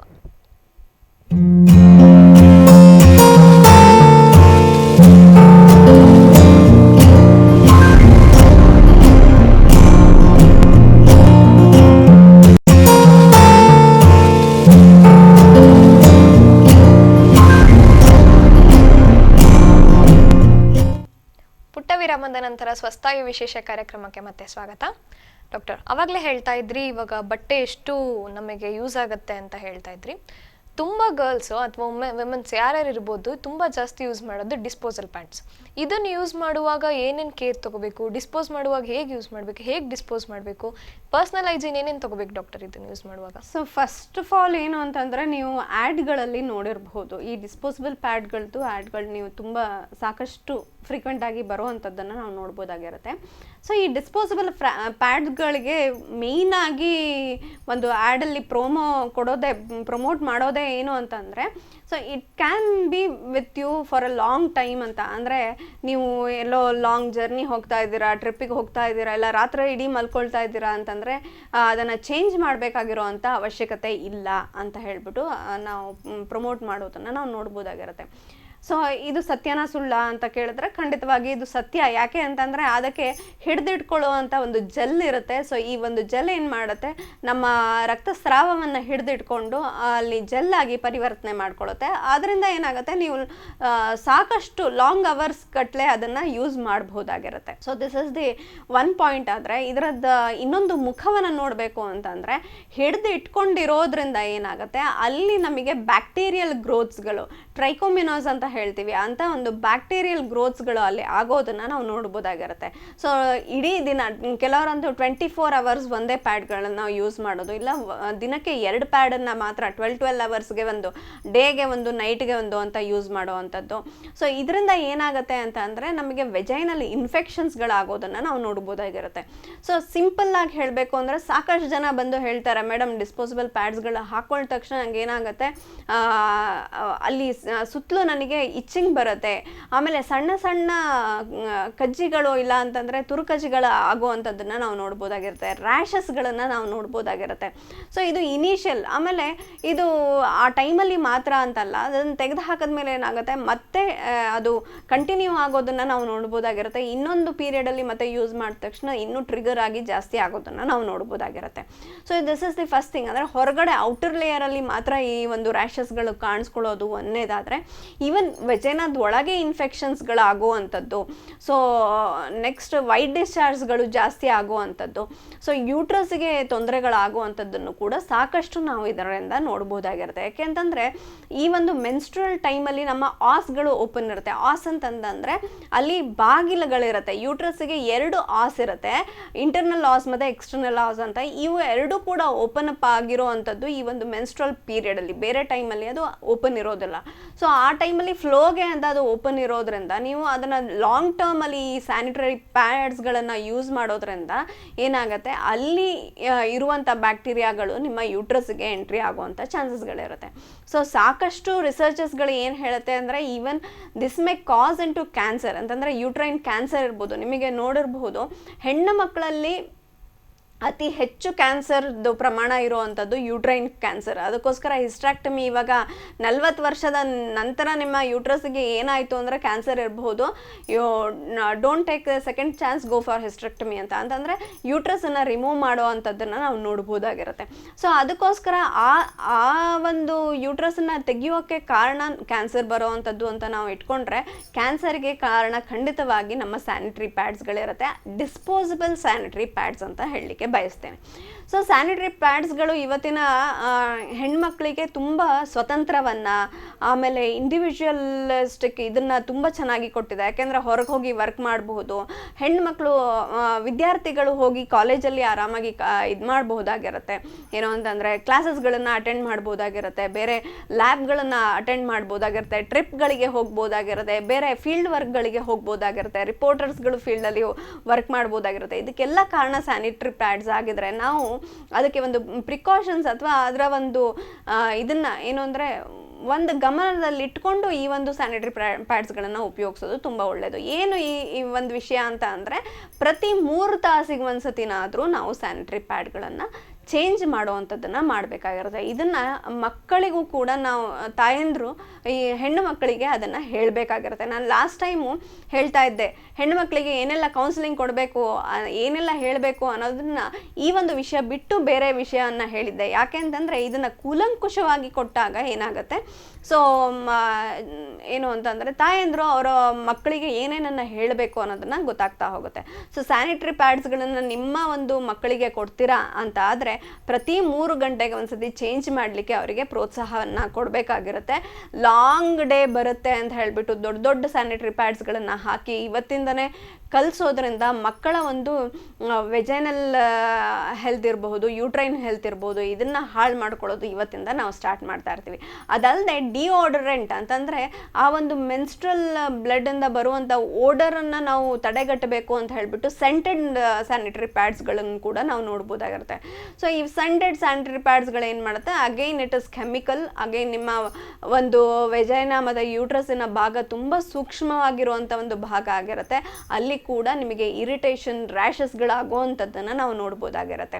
ಸೊ ಇದಿಷ್ಟು ನಮ್ಮ ದೇಹದ ಮೇಲೆ ಮಾಡುವಂಥ ಹಾನಿ ಅದು ಆಗಿದ್ದರೆ, ವಾತಾವರಣದ ಮೇಲೆ ಮಾಡುವಂಥ ಹಾನಿ ಒಂದು ಲೆವೆಲ್ ಮೀರಿರೋದು. ಯಾಕೆ ಅಂತಂದರೆ ನೀವು ನೋಡಿರಬಹುದು ಹಾಸ್ಟೆಲ್ಸ್ಗಳಲ್ಲಿರಬಹುದು, ಇಲ್ಲ ಎಲ್ಲೋ ಒಂದು ಸಾಮೂಹಿಕವಾಗಿ ಒಂದು ಕಾಲೇಜ್ ಇನ್ಸ್ಟಿಟ್ಯೂಷನ್ಸ್ಗಳಿರಬಹುದು, ಇಂಥಲ್ಲೆಲ್ಲ ಹೆಣ್ಣು ಮಕ್ಕಳು ಹೆಚ್ಚಾಗಿ ಇರೋವಂಥ ಒಂದು ಜಾಗದಲ್ಲಿ ಹೆಣ್ಮಕ್ಳಿಗೆ ಯಾವಾಗಲೂ ಕೂಡ ಈ ಒಂದು ಸ್ಯಾನಿಟರಿ ಪ್ಯಾಡ್ಸ್ಗಳನ್ನು ಹೇಗೆ ಡಿಸ್ಪೋಸ್ ಮಾಡುವಂಥದ್ದು, ಅಥವಾ ಇನ್ಸ್ಟಿಟ್ಯೂಷನಲ್ಲಿ ಇಷ್ಟು ಜನ ಇದ್ದಾರೆ ಇದಕ್ಕೆ ಒಂದು ಸರಿಯಾದ ವ್ಯವಸ್ಥೆ ಮಾಡಿದಾರಾ ಅಂತಂದರೆ ಖಂಡಿತವಾಗಿ ಇಲ್ಲ. ಕಾಲೇಜಸ್ಗಳಲ್ಲಿರಲ್ಲ, ವರ್ಕಿಂಗ್ ಇದರೊಳಗೆ ಇರೋದಿಲ್ಲ, ಅಂತಂದರೆ ಆಫೀಸ್ಗಳಲ್ಲಿ ಇರೋದಿಲ್ಲ, ಇಲ್ಲ ಪಬ್ಲಿಕ್ ಟಾಯ್ಲೆಟ್ಸ್ಗಳಲ್ಲಿ ಕೂಡ ಇದಕ್ಕೆ ಸರಿಯಾದ ವ್ಯವಸ್ಥೆಗಳು ಇಲ್ಲದೆ ಇರೋದನ್ನು ನಾವು ನೋಡ್ಬೋದಾಗಿರುತ್ತೆ. ಸೊ ಇದರ ಜವಾಬ್ದಾರಿ ಯಾರು? ಹಾಗಾದರೆ ಹೆಣ್ಮಕ್ಳು ಮೆನ್ಸ್ಟ್ರುಯೇಟ್ ಆಗ್ತಾ ಇರ್ತಾರೆ, ಅವರು ಪ್ರತಿ 3 ಗಂಟೆಗೆ ಚೇಂಜ್ ಮಾಡಬೇಕು ಅಂತಂದರೆ ಈ ಸ್ಯಾನಿಟರಿ ಪ್ಯಾಡ್ಸ್ಗಳನ್ನು ಎಲ್ಲಿ ಹಾಕಬೇಕು ಅವರು? ಇದಕ್ಕೆ ಜವಾಬ್ದಾರಿಗಳನ್ನು ಅದೇ ಆಥರೈಸ್ಡ್ ಒಂದು ಕಮಿಟಿಯಲ್ಲಿ ಕೆಲವರು ತಗೊಳ್ಬೇಕಾಗಿರುತ್ತೆ. ಹೇಗೆ ನಾನು ಒಂದು ಅರ್ಧ ದಿನ ಅಥವಾ ಅರ್ಧ ಗಂಟೆ ರೆಸ್ಟ್ ಮಾಡಲಿಕ್ಕೆ ಒಂದು ರೆಸ್ಟ್ ರೂಮ್ ಬೇಕು ಅಂತ ಹೇಳ್ತಲ್ಲ, ಹಾಗೆ ಸ್ಯಾನಿಟರಿ ಪ್ಯಾಡ್ಗಳನ್ನು ಡಿಸ್ಪೋಸ್ ಮಾಡುವಂಥ ಒಂದು ವ್ಯವಸ್ಥೆ ಕೂಡ ಪ್ರತಿ ಶಾಲೆ, ಕಾಲೇಜು, ಆಫೀಸು ಮತ್ತು ವರ್ಕಿಂಗ್ ಪ್ಲೇಸಸ್ಗಳಲ್ಲಿ, ಪಬ್ಲಿಕ್ ಪ್ಲೇಸಸ್ಗಳಲ್ಲಿ, ಪಬ್ಲಿಕ್ ಟಾಯ್ಲೆಟ್ಸ್ಗಳಲ್ಲಿ ಕೂಡ ಇರಬೇಕಾಗಿರೋದು ಬಹು ಮುಖ್ಯವಾಗಿರುತ್ತೆ. ಈವನ್ ಮಾಲ್ಸ್ಗಳಲ್ಲಿ ಕೂಡ ಇರೋದು ತುಂಬ ಇಂಪಾರ್ಟೆಂಟ್ ಆಗಿರುತ್ತೆ. ಸೊ ಏನು ಅದಿಲ್ಲ ಅಂತಂದರೆ ಡೋಂಟ್ ಗಿವ್ ದಿ ಲೈಸೆನ್ಸ್ ಅಷ್ಟೇ, ಆವಾಗ ಅವರು ಅನಿವಾರ್ಯವಾಗಿ ಅದನ್ನು ಮಾಡ್ಕೊಳ್ಳಲಿಕ್ಕೆ ಸ್ಟಾರ್ಟ್ ಮಾಡ್ತಾರೆ. ಇದನ್ನು ಹೇಗೆ ಮಾಡೋದು ಅಂತ ಕೇಳಿದ್ರೆ, ಇದಕ್ಕೆ ಇನ್ಸಿನರೇಟರ್ಸ್ ಅಂತ ಒಂದು ಡಿವೈಸ್ ಬರುತ್ತೆ. ಸೊ ಇದಕ್ಕೆ ಇನ್ಸಿನೇಟರ್ಸ್ ಅಂತ ಹೇಳ್ತಾರೆ. ಏನಂತಂದರೆ ತುಂಬ ಹೈ ಟೆಂಪ್ರೇಚರಲ್ಲಿ ಈ ಪ್ಯಾಡ್ಗಳನ್ನು ಅದು ಸುಟ್ಟು ಹಾಕುತ್ತೆ. ಅದರಿಂದ ತುಂಬ ಕಡಿಮೆ ಆ್ಯಶ್, ಅಂತಂದರೆ ಇಡೀ ಸ್ಯಾನಿಟರಿ ಪ್ಯಾಡನ್ನು ಸುಟ್ಟರೆ ನಿಮಗೆ ಒಂದು ಅರ್ಧ ಸ್ಪೂನಷ್ಟು ಆ್ಯಶ್ ಬರುವಂಥದ್ದು, ಅದನ್ನು ನೀವು ತೆಗೆದು ಇದು ಮಾಡ್ಬೋದಾಗಿರುತ್ತೆ. ಅಂದರೆ ಅದರಿಂದ ಇನ್ಫೆಕ್ಷನ್ಗಳು ಟ್ರಾನ್ಸ್ಮಿಟ್ ಆಗೋದಿಲ್ಲ. ಯಾಕೆ ಅಂತಂದರೆ ಅದು ಸುಟ್ಟು ಹೋಗಿರೋದ್ರಿಂದ ನಾವು ಅದನ್ನು ಸೇಫಾಗಿ ಡಿಸ್ಪೋಸ್ ಮಾಡ್ಬೋದಾಗಿರುತ್ತೆ.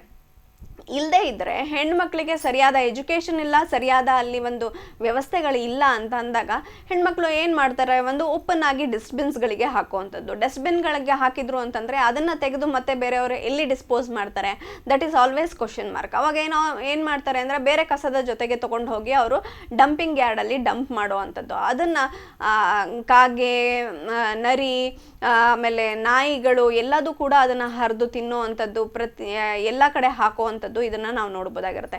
ಇನ್ನು ಕೆಲವು ಕಡೆ ಏನು ಅಂತಂದರೆ ಈ ಥರ ಒಂದು ಏನು ಅಂದರೆ ಕಸಗಳನ್ನು ಎತ್ಕೊಂಡು ಹೋಗದೇ ಇರುವಂಥ ಒಂದು ವ್ಯವಸ್ಥೆ ಇಲ್ಲ ಅಂತಂದರೆ ಸ್ವಲ್ಪ ಹಳ್ಳಿಯಲ್ಲಿ ಏನು ಮಾಡ್ತಾರೆ, ಯಾವುದು ಖಾಲಿ ಜಾಗ ಇದೆ ನಮ್ಮನೆ ಹತ್ರ ಒಂದು ಬೀಳಬಾರ್ದು ಅಂತ ಹೇಳಿಬಿಟ್ಟು ಖಾಲಿ ಜಾಗದಲ್ಲಿ ಅದನ್ನು ಹಾಕುವಂಥದ್ದು. ಸೊ ನಾವು ಸಾಕಷ್ಟು ಸತಿ ನೋಡಿದ್ದೀವಿ ಈ ಒಂದು ಡಿಸ್ಪೋಸಬಲ್ ಪ್ಯಾಡ್ಸ್ಗಳು ರಸ್ತೆ ಮೇಲೆ ಬಿದ್ದಿರುವಂಥದ್ದು, ಎಲ್ಲ ಕಡೆ ಬಿದ್ದಿರುವಂಥದ್ದು, ಕಾಗೆ ನಾಯಿಗಳು ಅದನ್ನು ತಿಂತಾ ಇರೋವಂಥದ್ದನ್ನು ನಾವು ನೋಡ್ಬೋದಾಗಿರುತ್ತೆ, ಕಚ್ಕೊಂಡು ಹೋಗ್ತಾ ಇರೋವಂಥದ್ದನ್ನು ನಾವು ನೋಡ್ಬೋದಾಗಿರುತ್ತೆ. ಇನ್ನು ವರ್ಸ್ಟ್ ಕೇಸ್ ಅಂತಂದರೆ ಎಷ್ಟೋ ಹಾಸ್ಟೆಲ್ಗಳಲ್ಲಿ ಓಪನ್ ಆಗಿರುವಂಥ ಟ್ಯಾಂಕ್ಗಳಿರುತ್ತೆ, ಕಾಗೆಗಳು ಕಚ್ಕೊಂಡು ಹೋಗಿ ಅದರೊಳಗೆ ಹಾಕಿರುವಂಥ ಇನ್ಸಿಡೆಂಟ್ಸ್ಗಳು ಇರುತ್ತೆ. ಅದೇ ನೀರನ್ನು ಮತ್ತೆ ನಾವು ಯೂಸ್ ಮಾಡ್ತಾ ಇರ್ತೀವಿ.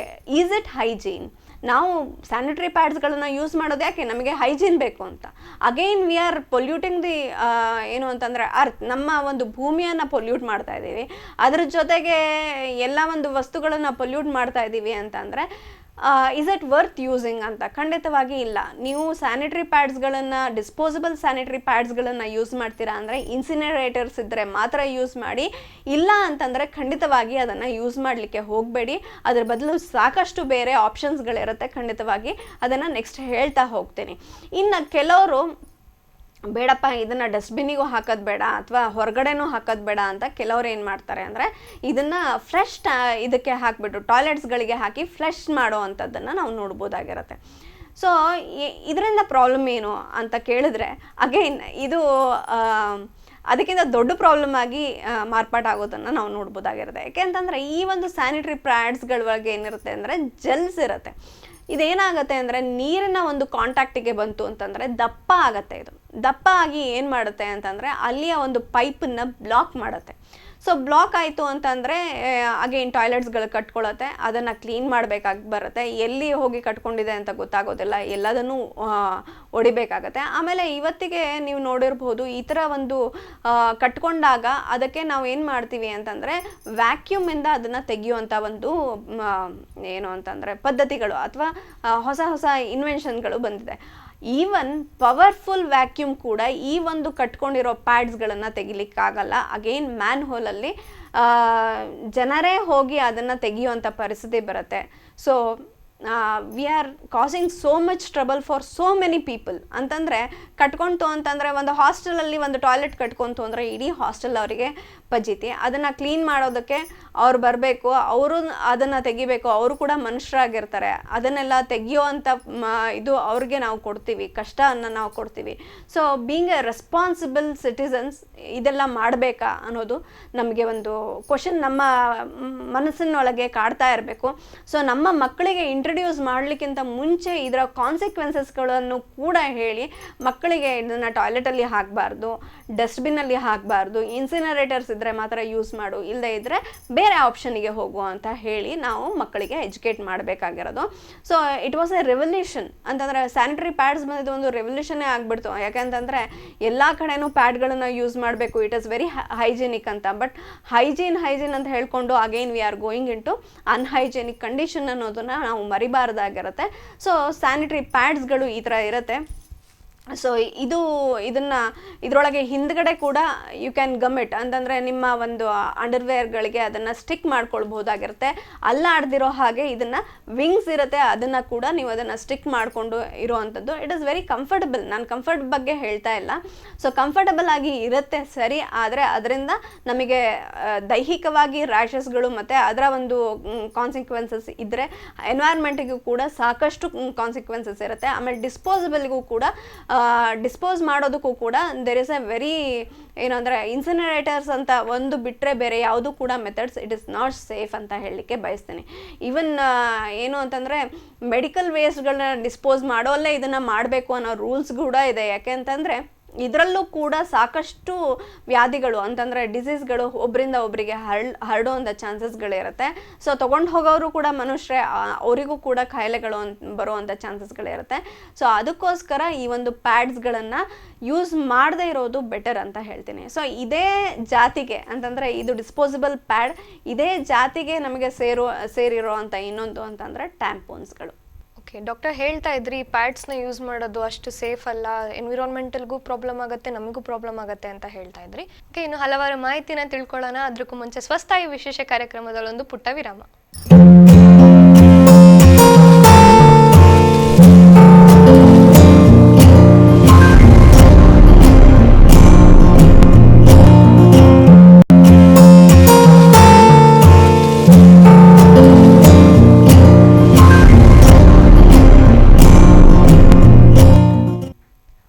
ವಿರಾಮದ ನಂತರ ಸ್ವಸ್ಥಾಯಿ ವಿಶೇಷ ಕಾರ್ಯಕ್ರಮಕ್ಕೆ ಮತ್ತೊಮ್ಮೆ ಸ್ವಾಗತ.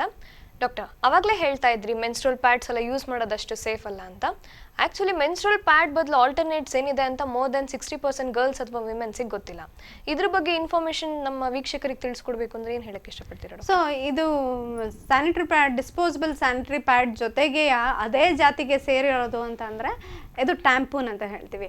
ಸೊ ಈಗ ತುಂಬ ಪ್ರಚಲಿತವಾಗಿ ಅಥ್ಲೀಟ್ಸ್ ಇರ್ಬೋದು, ನೀವು ಸ್ಟಾರ್ಸ್ ಇರ್ಬೋದು, ಅಂದರೆ ಸೆಲೆಬ್ರಿಟೀಸ್ ಇರ್ಬೋದು, ಎಲ್ಲರೂ ಕೂಡ ಈ ಒಂದು ಟ್ಯಾಂಪೂನ್ ಅಂತ ಯೂಸ್ ಮಾಡ್ತಾರೆ. ಸೊ ಟ್ಯಾಂಪೂನ್ ಅಂತಂದರೆ ಇದ್ರ ಮೇಲೆ ಈ ಥರ ಕವರ್ ಇರುತ್ತೆ.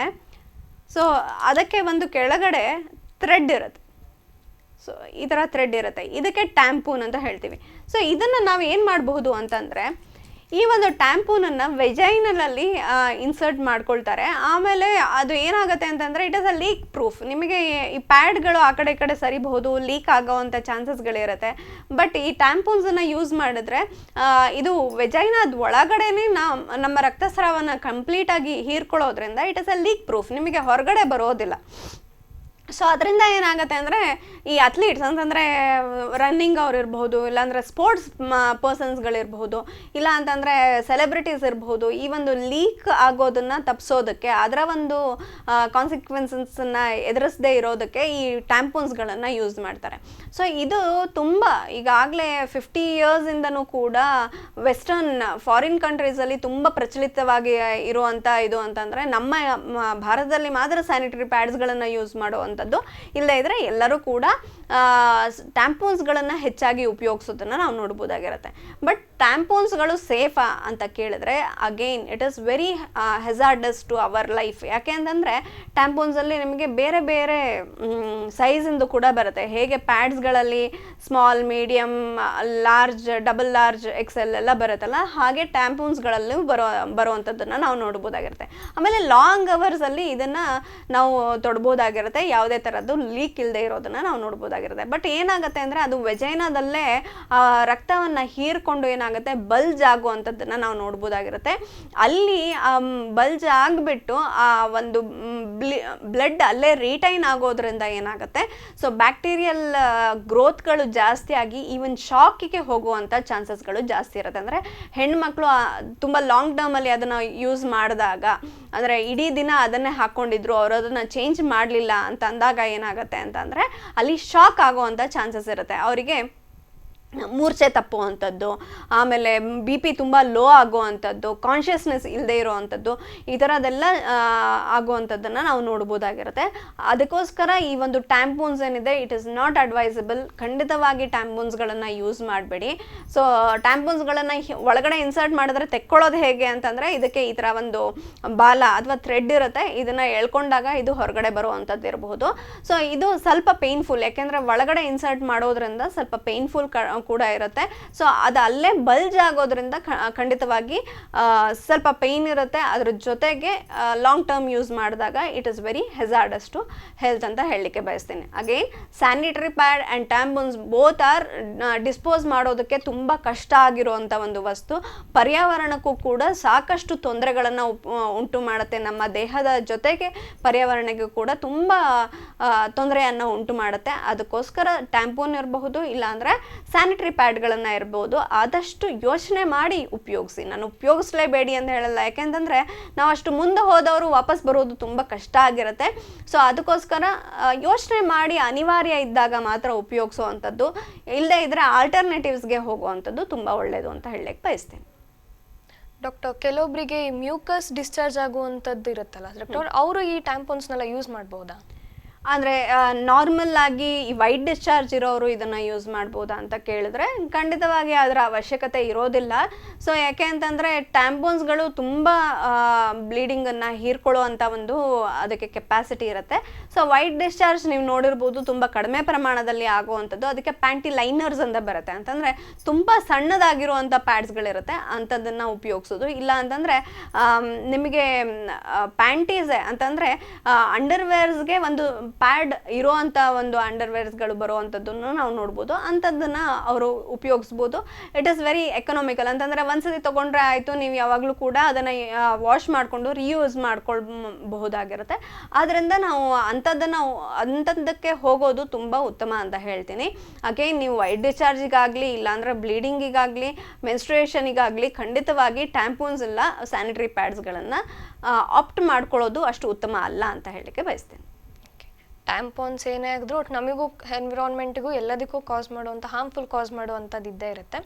ಈ ಝೀರೋ ಎನ್ವಿರಾನ್ಮೆಂಟಿಗೆ ಝೀರೋ ವೇಸ್ಟ್ ಕ್ರಿಯೇಟ್ ಮಾಡುವಂಥದ್ದು ಒಂದು ಇನ್ನೊಂದಿದೆ, ಅದಕ್ಕೆ ನಾವು ಮೆನ್ಸ್ಟ್ರಲ್ ಕಪ್ಸ್ ಅಂತ ಹೇಳ್ತೀವಿ.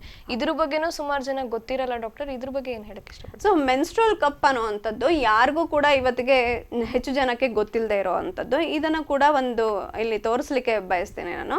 ಸೊ ಮೆನ್ಸ್ಟ್ರಲ್ ಕಪ್ ಈ ಥರ ಇರುತ್ತೆ. ಇದಕ್ಕೆ ಒಂದು ಕೆಳಗಡೆ ಒಂದು ನಾಬ್ ಥರ ಇರುತ್ತೆ, ಒಂದು ಕಪ್ ಇರುತ್ತೆ. ಸೊ ಇದು ಸಿಲಿಕಾನ್ ಮೆಟೀರಿಯಲಿಂದ ಮಾಡಿರುತ್ತೆ. It is very bio friendly, ಅಂತಂದರೆ ನಮ್ಮ ದೇಹಕ್ಕೆ ಯಾವುದೇ ಥರದ ಹಾರ್ಮ್ ಮಾಡೋದಿಲ್ಲ. ಈವನ್ ನೀವು ಸ್ಯೂಚರಿಂಗ್ ಮೆಟೀರಿಯಲ್ಸ್ ಇರುತ್ತಲ್ಲ, ಅಂತಂದರೆ ಯಾವುದೋ ಒಂದು ಗಾಯ ಆಗಿದೆ, ನೀವು ಅಲ್ಲಿ ಸೂಚರ್ ಮಾಡಬೇಕು ಅಂತಂದ್ರೂ ಕೂಡ ಇಂಥ ಮೆಟೀರಿಯಲಲ್ಲೇ ಸೂಚರ್ ಮಾಡುವಂಥದ್ದು. ಅದು ನಮ್ಮ ದೇಹಕ್ಕೆ ಯಾವುದೇ ಥರದ ಹಾರ್ಮ್ ಮಾಡದೇ ಇರುವಂಥ ಒಂದು ಮೆಟೀರಿಯಲಿಂದ ಮಾಡಿರುವಂಥದ್ದು. ಸೊ ಇದನ್ನು ನಾವು ಹೇಗೆ ಯೂಸ್ ಮಾಡೋದು ಅಂತ ಕೇಳಿದ್ರೆ, ಅಗೇನ್ ಇದನ್ನು ನಾವೇನು ಮಾಡಬೇಕು ಅಂದರೆ ಈ ಥರ ಫೋಲ್ಡ್ ಮಾಡಬೇಕು.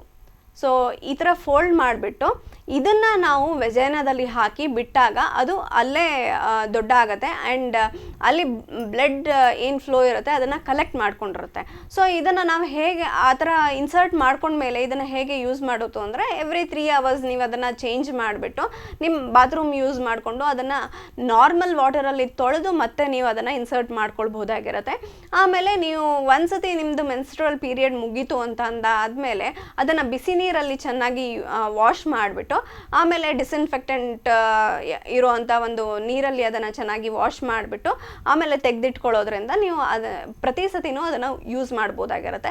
ಆ್ಯಂಡ್ ಇದನ್ನು ನೀವು ಎಷ್ಟು ಸತಿ ಚೇಂಜ್ ಮಾಡ್ಬೋದು ಅಂದರೆ ಆಲ್ಮೋಸ್ಟ್ 10 years. ಒಬ್ಬರು ಇದನ್ನು ಒಂದು ಕಪ್ಪನ್ನು ತೊಗೊಂಡ್ರು ಅಂದರೆ ಆಲ್ಮೋಸ್ಟ್ 10 years ಇದೇ ಕಪ್ಪನ್ನು ಯೂಸ್ ಮಾಡ್ಬೋದಾಗಿರುತ್ತೆ.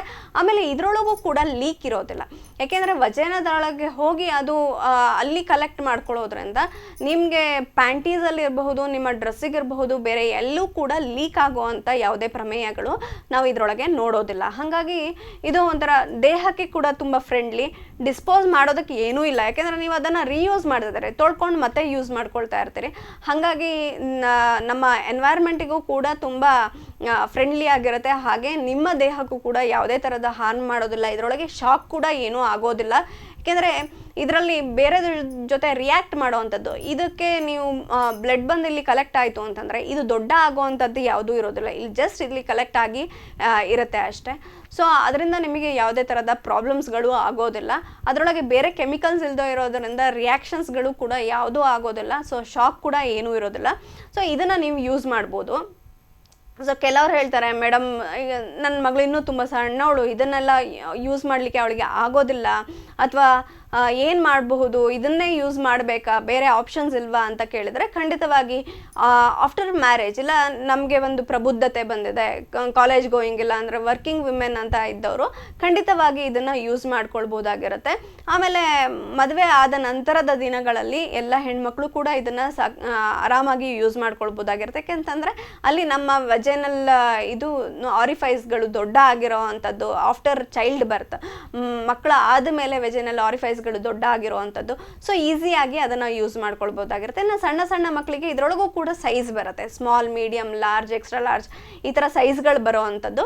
ಸೊ ಯಾರು ಬೇಕಾದರೂ ಇದನ್ನು ಯೂಸ್ ಮಾಡ್ಕೊಳ್ಬೋದಾಗಿರುತ್ತೆ. ತೀರಾ ಸಣ್ಣ ಮಕ್ಕಳಿದ್ದಾರೆ, 10-12 ವರ್ಷದ ಮಗು ಈಗ ಮೆನಾರ್ಕೆ ಆಗಿದೆ ಅಂಥವ್ರು ಇದನ್ನು ಯೂಸ್ ಮಾಡಲೇಬೇಕಾ, ಯಾಕೆಂದರೆ ಅವರಿಗೆ ಇನ್ಸರ್ಟ್ ಮಾಡ್ಕೊಳ್ಳಿಕ್ಕೆ ಗೊತ್ತಾಗಲ್ಲ, ವಾಶ್ ಮಾಡಿ ಮತ್ತೆ ಹಾಕ್ಕೊಳ್ಳಿಕ್ಕೆಲ್ಲ ಗೊತ್ತಾಗಲ್ಲ. ಸೊ ಏನು ಮಾಡೋದು ಅಂತ ಕೇಳಿದರೆ ಖಂಡಿತವಾಗಿ ಅದಕ್ಕೂ ಕೂಡ ಬೇರೆ ಆಪ್ಷನ್ಸ್ಗಳಿರುತ್ತೆ. ಸೊ ಅದಕ್ಕೆ ತುಂಬ ಚೆನ್ನಾಗಿ ಇರುವಂಥ ಬೇರೆ ಆಪ್ಷನ್ ಅಂತಂದರೆ ನಮ್ಮ ಬಟ್ಟೆಯ ಪ್ಯಾಡ್. ನಾನು ಹೇಳಿದೆ ಫಸ್ಟಿಗೆ, ಬಟ್ಟೆ is very hygienic and very economical, ಮತ್ತು ನಮಗೆ ಎಲ್ಲರಿಗೂ ಸಿಗುವಂಥದ್ದು ಈಸಿಲಿ ಅವೈಲೇಬಲ್ ಅಂತ ಅಂದ್ಬಿಟ್ಟು. ಸೊ ಬಟ್ಟೆಯ ಪ್ಯಾಡ್ಗಳನ್ನು ಕೂಡ ನೀವು ಯೂಸ್ ಮಾಡ್ಬೋದಾಗಿರುತ್ತೆ. ಇಲ್ಲಿ ನಾನು ಬಟ್ಟೆಯ ಪ್ಯಾಡನ್ನು ತೋರಿಸ್ತೀನಿ, ನಿಮಗೆ ರೆಡಿಮೇಡ್ ಈ ಥರ ಬಟ್ಟೆಯ ಪ್ಯಾಡ್ಸ್ಗಳು ಸಿಗುತ್ತೆ. ಇದು ಸಣ್ಣದಾಗಿರುವಂಥ ಪ್ಯಾಡ್ ತೋರಿಸ್ತಾ ಇದ್ದೀನಿ. ಇದರೊಳಗೆ ನಿಮಗೆ small, medium, large, extra large ಈ ಥರ 5ರಿಂದ 6 ಥರದ ಪ್ಯಾಡ್ಗಳು ಸಿಗುತ್ತೆ. ಇದು ಕೂಡ ನಿಮಗೆ ಲೀಕ್ ಪ್ರೂಫ್ ಆಗಬೇಕು ಅಂತ ಅಂದರೆ ಹಿಂದ್ಗಡೆ ಇದಕ್ಕೆ ಬಟನ್ ಇರುತ್ತೆ. ಸೊ ಈ ಥರ ಬಟನ್ ಮಾಡಿ ಇದನ್ನು ಟಕ್ ಮಾಡಿ ನೀವು ನಿಮ್ಮ ಪ್ಯಾಂಟೀಸ್ಗೆ ಅದನ್ನು ಹಾಕ್ಕೊಳ್ಬೋದಾಗಿರುತ್ತೆ. ಈ ಥರ ಟಕ್ ಮಾಡಿ ಹಾಕ್ಕೊಳ್ಬೋದು. ಇದನ್ನು ಕೂಡ ನೀವು ಮಕ್ಕಳಿಗೆ ಹೇಳ್ಬೋದು, ಅವರಿಗೆ ಕೊಡಿಸ್ಬಿಟ್ಟು ಈ ಥರದನ್ನು ಯೂಸ್ ಮಾಡ್ಬೋದಾಗಿರುತ್ತೆ. ಇದರೊಳಗೂ ಕೂಡ ಎಕ್ಸ್ಟ್ರಾ ಲಾರ್ಜ್ ಎಲ್ಲ ಇರೋದ್ರಿಂದ it can be used. And ಅಲ್ಲಿ ನೀವು ಡಿಸ್ಪೋಸಿಬಲ್ ಸ್ಯಾನಿಟರಿ ಪ್ಯಾಡ್ಸ್ಗಳಿಗೆ ಎಷ್ಟು ಹೀರ್ಕೊಳ್ಳೋ ಅಂಥ ಕೆಪಾಸಿಟಿ ಇರುತ್ತೆ ಅಷ್ಟೇ ಇದಕ್ಕೂ ಕೂಡ ಇರುತ್ತೆ. ಆರಾಮಾಗಿ ನೀವು ಯೂಸ್ ಮಾಡ್ಬೋದಾಗಿರುತ್ತೆ. ಹಾಗಾದರೆ ಇದನ್ನು ಚೇಂಜ್ ಮಾಡಬೇಕಾದ್ರೆ ಏನು ಮಾಡಬೇಕು, ಇದು ಡಿಸ್ಪೋಸಿಬಲ್ ಅಲ್ಲಲ್ಲ, ಏನು ಮಾಡ್ಬೋದು ಅಂತಂದರೆ ನೀವು ಆನ್ಲೈನಲ್ಲಿ ಇದಕ್ಕೆ ಹೋದರೆ ಖಂಡಿತವಾಗಿ ಇದಕ್ಕೆ ಪೌಚ್ ಕೂಡ ಸಿಗುತ್ತೆ. ಸೊ ಇದನ್ನು ನಾವು ಈ ಥರ ಪೌಚ್ ಇರುತ್ತೆ, ಇದ್ರೊಳಗೆ ಇದನ್ನು ಹಾಕಿಬಿಟ್ಟು ನೀವು ಯೂಸ್ ಮಾಡಾದಮೇಲೆ ಏನು ಮಾಡಬೇಕು ಅಂತಂದರೆ ಇದನ್ನು ಮಡಚ್ಕೊಂಡು ಈ ಥರ ಮಡಚ್ಕೊಂಡ್ಬಿಟ್ಟು ಆಮೇಲೆ ಇದರೊಳಗೆ ಹಾಕಿ